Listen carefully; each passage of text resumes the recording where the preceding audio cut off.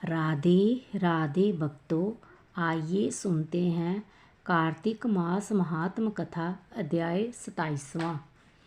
पार्षदों ने कहा, एक दिन की बात है। विष्णुदास ने नित्य कर्म करने के पश्चात भोजन तैयार किया, किंतु कोई छिपकर उसे चुरा ले गया। विष्णुदास ने देखा भोजन नहीं है, परंतु उन्होंने दोबारा भोजन नहीं बनाया, क्योंकि ऐसा करने पर सायंकाल की पूजा के लिए उन्हें अवकाश नहीं मिलता। अत प्रतिदिन के नियम का भंग हो जाने का भय था। दूसरे दिन पुनः उसी समय पर भोजन बनाकर वह ज्यों ही भगवान विष्णु को भोग अर्पण करने के लिए गए, त्यों ही किसी ने आकर फिर सारा भोजन हड़प लिया। इस प्रकार 7 दिनों तक लगातार कोई उनका भोजन चुराकर ले जाता रहा। इससे विष्णुदास को बड़ा विस्मय हुआ।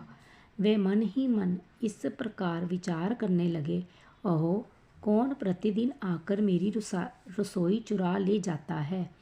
यदि दोबारा रसोई बनाकर भोजन करता हूँ तो सायंकाल की पूजा छूट जाती है। यदि रसोई बनाकर तुरंत ही भोजन कर लेना उचित हो तो मुझसे ये ना होगा, क्योंकि भगवान विष्णु को सब कुछ अर्पण किए बिना कोई भी वैष्णव भोजन नहीं करता। आज उपवास करते मुझे 7 दिन हो गए हैं। इस प्रकार मैं व्रत में कब तक स्थिर रह सकता हूँ।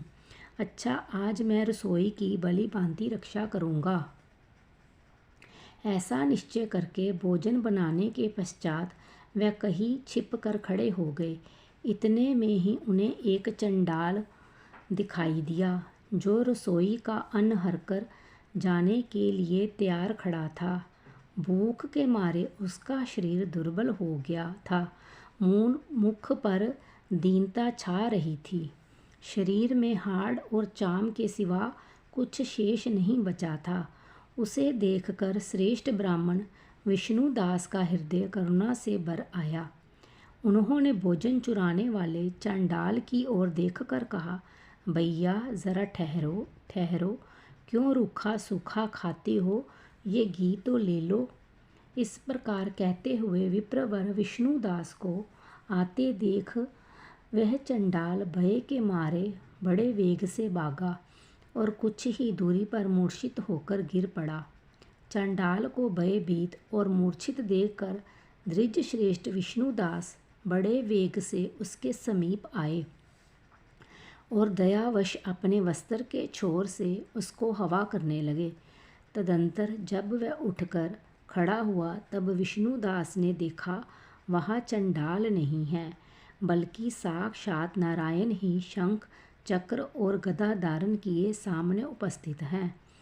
अपने प्रभु को प्रत्यक्ष देखकर विष्णुदास सात्विक भावों के वशीभूत हो गए।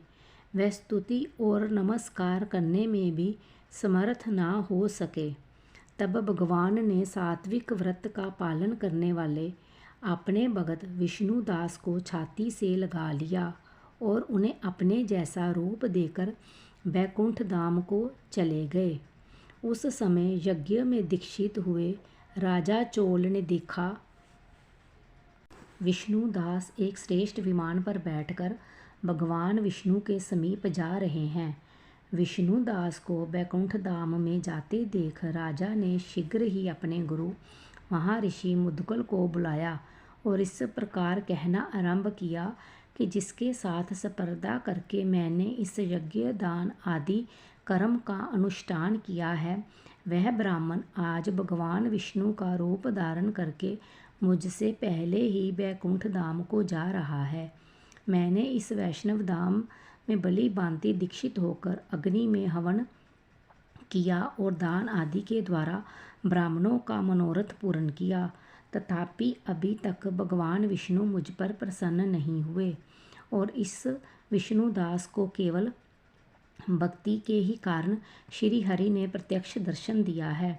अतः जान पड़ता है कि भगवान विष्णु केवल दान और यज्ञों से प्रसन्न नहीं होते, उन प्रभु का दर्शन कराने में भक्ति ही प्रधान कारण है।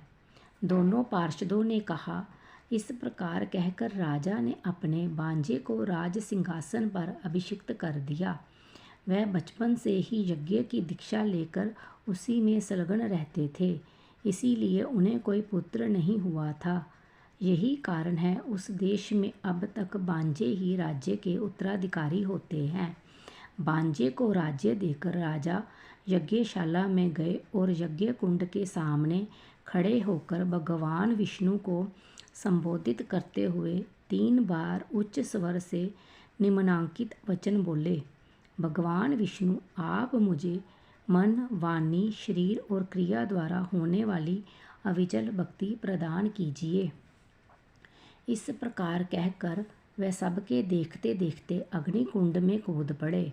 बस उसी क्षण भगत वत्सल भगवान विष्णु अग्निकुंड से प्रकट हो गए। उन्होंने राजा को छाती से लगाकर एक श्रेष्ठ विमान में बैठाया और उन्हें अपने साथ लेकर बैकुंठ धाम को प्रस्थान किया। नारद जी बोले, हे राजन, जो विष्णुदास थे वह तो पुण्यशील नाम से प्रसिद्ध भगवान के पार्षद हुए, और जो राजा चोल थे उनका नाम सुशील हुआ।